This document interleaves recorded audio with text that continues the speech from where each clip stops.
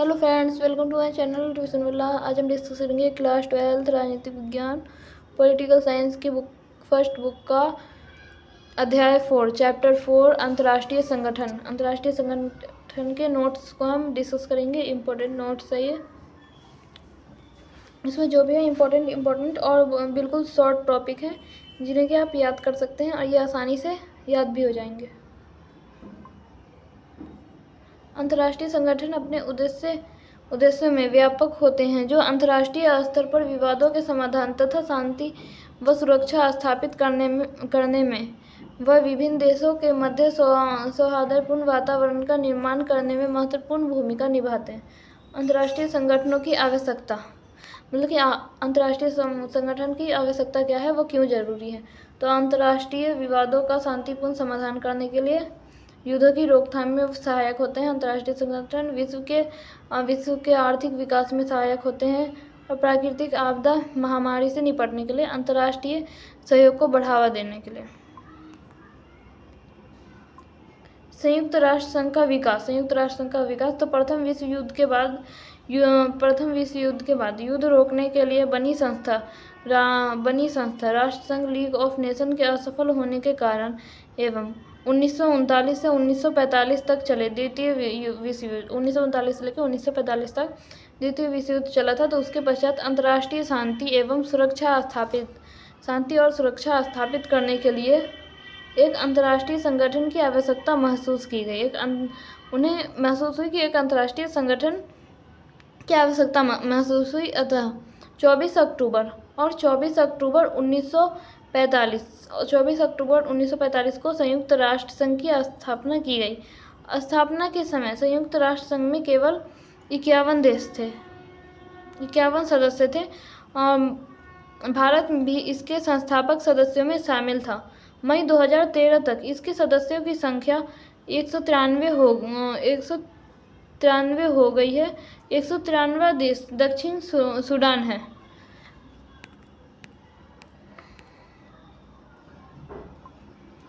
संयुक्त राष्ट्र संघ का संरचना, संयुक्त राष्ट्र संघ जो है उसका संरचना। तो संयुक्त राष्ट्र संघ सचिवालय, महासभा, सुरक्षा परिषद, आर्थिक एवं सामाजिक परिषद, अंतर्राष्ट्रीय न्यायालय, न्यायशीता परिषद। इसका कार्य सन 1994 से समाप्त कर दिया गया है। संयुक्त संघ राष्ट्र के विभिन्न अंग और उनके कार्य संयुक्त राष्ट्र संघ के विभिन्न अंग और उसके क्या क्या कार्य हैं। तो अंगों के नाम, सुरक्षा परिषद। तो सुरक्षा परिषद के 5 अस्थायी सदस्य हैं और 10 अस्थायी सदस्य हैं और मुख्यालय है न्यूयॉर्क। और इसका उद्देश्य है शांति एवं सुरक्षा कायम रखना और सैन्य कार्रवाई करना। महासभा में 193 न्यूयॉर्क सदस्य, प्रवेश व निलंबन एवं बजट पारित करना। ट्रांसटीशिप काउंसिल, महासभा द्वारा चयनित सदस्य, न्यूयॉर्क। विशेष क्षेत्रों की सामाजिक आर्थिक उन्नति 1994 में प्लाव के स्वतंत्र होने पर स्थगित हुई। अंतर्राष्ट्रीय न्यायालय, 15 न्यायाधीश। इस मुख्यालय है देशों की पारस्परिक विवाद, आपसी झगड़े और क्षेत्रीय व सीमा विवाद पर विचार। सचिवालय, महासचिव प्लस अन्य कर्मचारी। नियोग, संयुक्त राष्ट्र के नित्य कार्यों का संलग्न करना इसका उद्देश्य है। आर्थिक एवं सामाजिक परिषद, तो इसके सदस्य संख्या है 54 और नियोग और इसका उद्देश्य है आर्थिक, सामाजिक, शिक्षा, स्वास्थ्य पर विचार कर महासभा को रिपोर्ट भेजना। शीत युद्ध के बाद संयुक्त राष्ट्र संघ में सुधार। शीत युद्ध के बाद संयुक्त राष्ट्र संघ में क्या क्या सुधार हुए। तो इसका सबसे शक्तिशाली अंग सुरक्षा परिषद है। इसके कुल 15 सदस्य हैं। इसका जो सबसे शक्तिशाली अंग है वो सुरक्षा परिषद है। सुरक्षा परिषद के कुल 15 सदस्य हैं। इसमें 5 अस्थायी सदस्य हैं, अमेरिका, रूस, ब्रिटेन, फ्रांस, चीन, तथा 10 अस्थायी सदस्य हैं जो 2 वर्षों की अवधि के लिए चुने जाते हैं। अस्थायी सदस्यों को वीटो निषेधाधिकार है।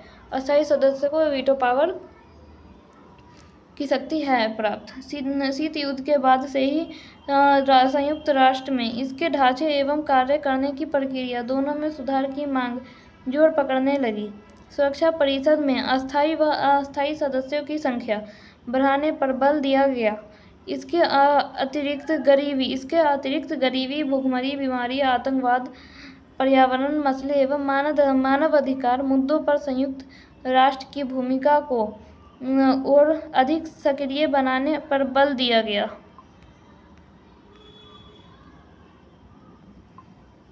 महासचिव संयुक्त राष्ट्र संघ का प्रतिनिधित्व होता है। वर्तमान महासचिव का नाम एंटोनियो गुटेरेस पुर्तगाल है। भारत और संयुक्त राष्ट्र संघ। तो भारत संयुक्त राष्ट्र संघ के कार्यक्रमों में अपना योगदान लगातार देता रहा है, चाहे वह शांति सुरक्षा विषय हो, ये निरस्त्रीकरण हो, दक्षिण कोरिया संकट हो, सुएज नहर मामला हो या इराक का कुवैत आक्रमण हो। इसके अतिरिक्त मानव अधिकारों की रक्षा और उपनिवेशवाद व रंग भेद का विरोध तथा शैक्षणिक, आर्थिक तथा सांस्कृतिक गतिविधियों में भी भारत की भूमिका बनी रहती है। अब यहाँ पे संयुक्त राष्ट्र की सुरक्षा परिषद में भारत की दावेदारी के प्रमुख आधार तो सर्वाधिक जनसंख्या वाला देश है और लोकतंत्र का अस्थायी होना और मानव अधिकारों का सम्मान। तेजी से उभरती हुई अर्थव्यवस्था, संयुक्त राष्ट्र संघ के बजट में नियमित योगदान, शांति स्थापित करने में भारत का योगदान है। और संयुक्त राष्ट्र सुरक्षा परिषद और इसके विस्तार की जो आवश्यकता है। सुरक्षा परिषद का गठन 1945 सुरक्षा परिषद का जो गठन हुआ था वो 1945 में किया गया था और संयुक्त राष्ट्र चार्टर के तहत सुरक्षा परिषद की प्राथमिक जिम्मेदारी उसकी जो सबसे पहली जिम्मेदारी थी अंतर्राष्ट्रीय शांति और सुरक्षा का देखरेख करना, रखरखाव करना। और इसमें कुल 15 सदस्य हैं, जिनमें 5 अस्थायी और 10 अस्थायी सदस्य हैं।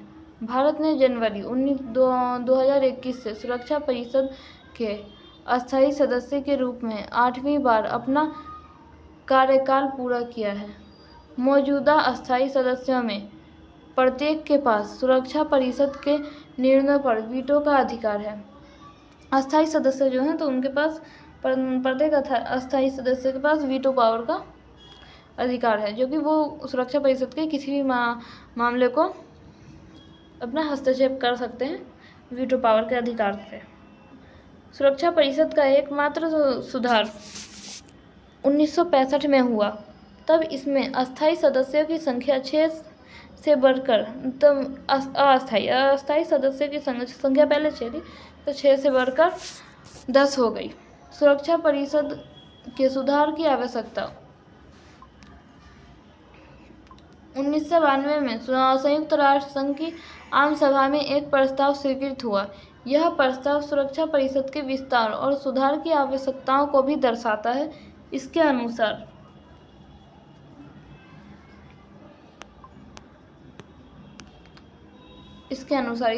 जो है सुरक्षा परिषद अब राजनीतिक वास्तविकताओं की नुमाइंदगी नहीं करती है। इसके फैसलों पर पश्चिमी मूल्यों और हितों की छाप होती है और इनके फैसलों पर चंद देशों का दबदबा होता है। सुरक्षा परिषद में बराबर का प्रतिनिधित्व नहीं है। इन मांगों के फलस्वरूप 1 जनवरी 1997 को संयुक्त राष्ट्र संघ के उस समय के महासचिव कोफी अन्नान ने जांच शुरू कराई कि सुधार कैसे कराया जाए। इसके बाद के सालों में सुरक्षा परिषद की अस्थायी और अस्थायी सदस्यता के लिए निम्नलिखित मानदंड सुझाए गए। अस्थायी और अस्थायी सदस्य के लिए तो सुरक्षा परिषद का अस्थायी सदस्य के लिए क्या क्या आवश्यक तत्व है। आबादी के दृष्टिकोण से बड़ा राष्ट्र होना चाहिए और स्थिर लोकतंत्र। सुरक्षा परिषद का अस्थायी या अस्थायी सदस्य बनने के लिए क्या क्या आवश्यकताएं होनी चाहिए, क्या क्या चीज़ें होनी चाहिए। स्थिर लोकतंत्र व मानव अधिकारों की प्रतिनिष्ठा होनी चाहिए। उभरती हुई आर्थिक ताकत और संयुक्त राष्ट्र संघ के बजट में लगातार योगदान होना चाहिए। शांति बहाली में योगदान होना चाहिए और ऐसा देश जो लोकतंत्र और मानव अधिकारों का सम्मान करता हो और ऐसा देश अपने भूगोल, अर्थव्यवस्था और संस्कृति के लिहाज से विश्व की विविधता की नुमाइंदगी करता हो। भारत इन सभी शर्तों को पूरा करता है। भारत जो है वो इन सभी शर्तों को पूरा करता है। संक्षेप में, सभी विकसित व विकासशील देश सुरक्षा परिषद के सुधार का समर्थन करते हैं और इसके अस्थायी व अस्थायी सदस्यों की संख्या में वृद्धि करना चाहते हैं। परंतु विकसित देशों का मानना है, विकसित देश जो है उनका मानना है कि विकासशील देश संयुक्त राष्ट्र संघ के बजट में अपना अंशदान अधिक करें।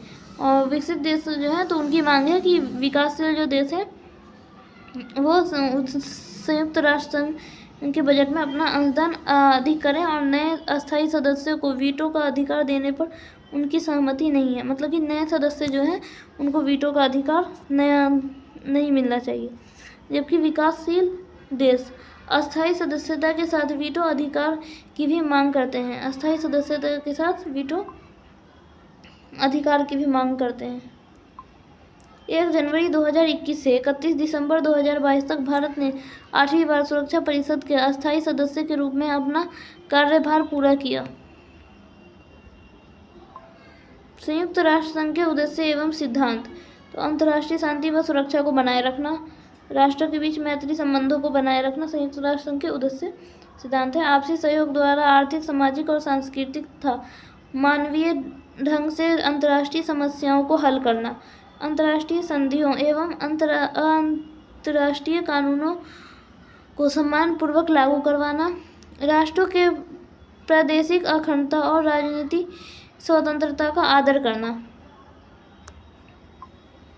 संयुक्त राष्ट्र संघ को एक ध्रुवीय विश्व में अधिक प्रासंगिक बनाने के उपाय। क्या क्या उपाय हैं? तो शांति संस्थापक आयोग का गठन, मानवाधिकार परिषद की स्थापना,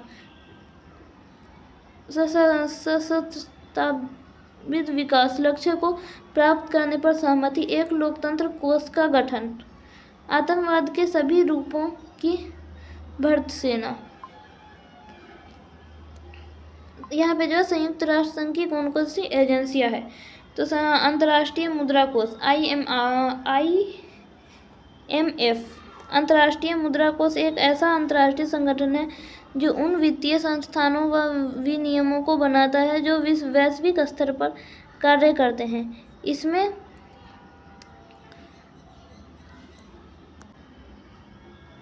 इसमें 189 देश हैं, 189 सदस्य देश हैं, लेकिन सभी को बराबरी का अधिकार नहीं है।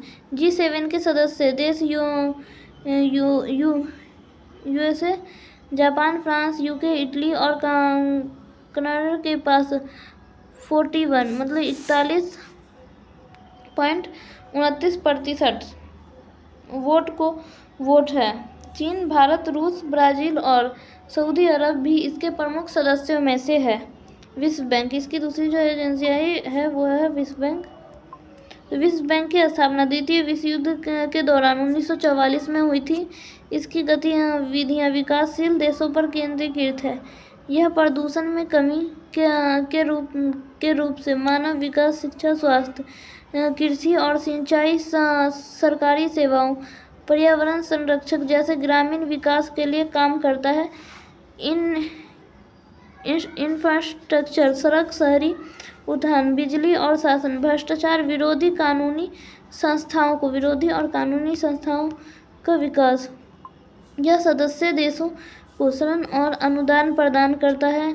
इस प्रकार यह विकासशील देशों की आर्थिक नीतियों पर अधिक प्रभाव डालता है।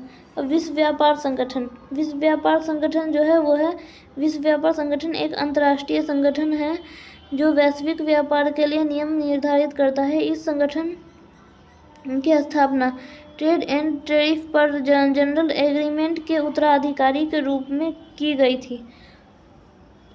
यह द्वितीय विश्व युद्ध के बाद बनाया गया।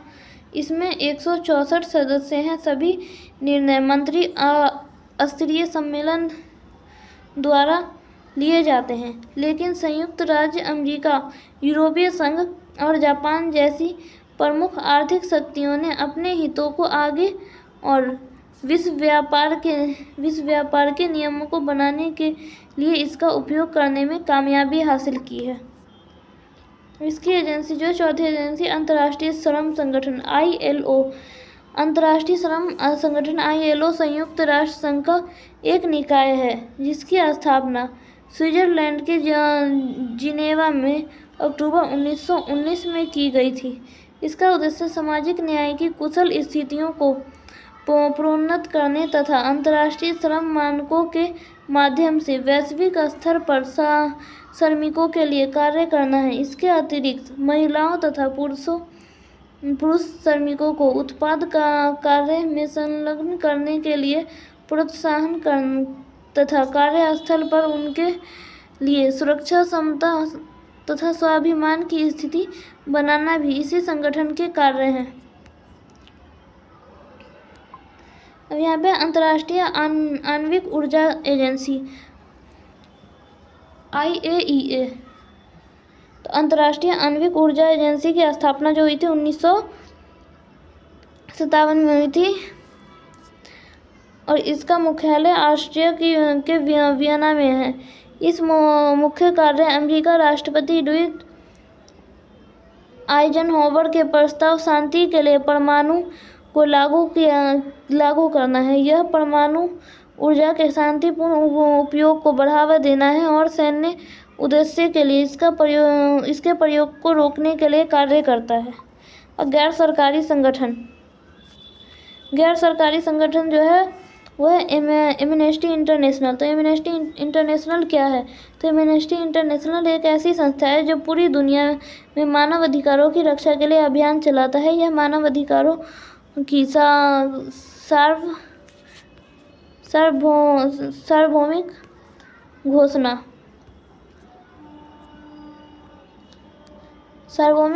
में सभी मानव अधिकारों के लिए सम्मान को बढ़ावा देता है। यह मानता है कि मानव अधिकार अनुशासित अविभाज्य है। यह मानव अधिकारों पर रिपोर्ट तैयार और प्रकाशित करता है। और ह्यूमन राइट्स वॉच एक अन्य अंतर्राष्ट्रीय गैर सरकारी संगठन है जो मानव अधिकार के अनुसंधान और वकालत में शामिल है। यह अमेरिका में यह जो है वो अमेरिका का सबसे बड़ा अंतर्राष्ट्रीय मानवाधिकार संगठन है।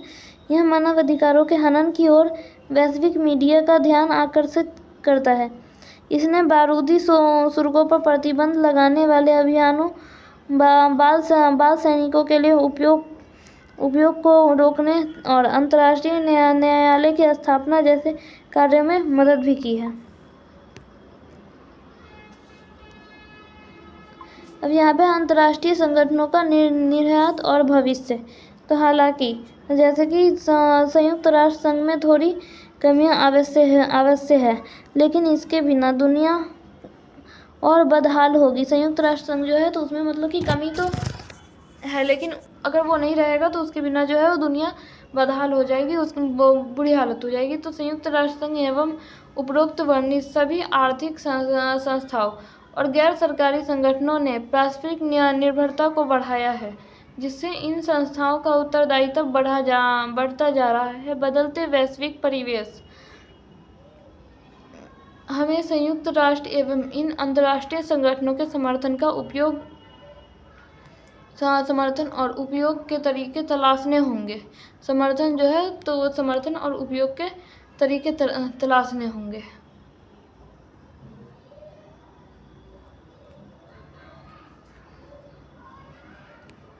इस वीडियो में हमने क्लास 12 राजनीतिक विज्ञान की फर्स्ट बुक का चैप्टर 4 अध्याय 4 अंतर्राष्ट्रीय संगठन के चैप्टर को डिस्कस किया है, वो भी बिल्कुल शॉर्ट फॉर्म में। ये इसके इम्पोर्टेंट नोट्स हैं, नोट्स की मदद से। तो इसमें से जो भी इम्पोर्टेंट टॉपिक है, ज़्यादातर इसमें इम्पोर्टेंट ही टॉपिक है, तो इसे आप अच्छे से लर्न कर लेना क्योंकि पेपर में आ सकते हैं।